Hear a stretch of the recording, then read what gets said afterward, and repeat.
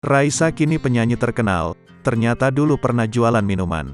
Penyanyi Raisa sempat curhat dirinya pernah menjual minuman jelly demi bisa makan makanan mewah di sekolahnya. Di balik sosoknya yang jadi penyanyi sukses, Raisa menceritakan soal dirinya yang pernah berjualan minuman jelly agar dapat beli makanan mahal keinginannya. Bahkan, penyanyi Raisa sampai membawa kotak pendingin untuk menyimpan minuman jelly-nya tersebut. Istri Hamis Daud ini pun menyebutkan sedari kecil dirinya sudah menjadi pengusaha.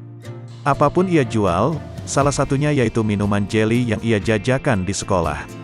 "Aku tuh entrepreneur sejak kecil, jadi aku bingung pekerjaan pertama aku apa," ucap Raisa seperti dikutip pada laman Instagram Lambe Gosip, Kamis, tanggal 5 Januari tahun 2023.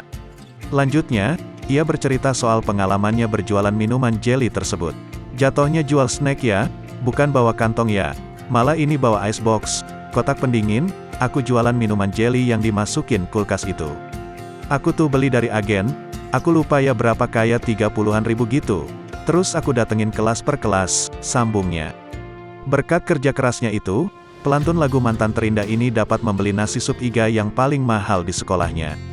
"Terus aku dapetin keuntungan, terus aku bisa beli nasi sop iga yang kayak top tier banget di sekolah aku," terangnya.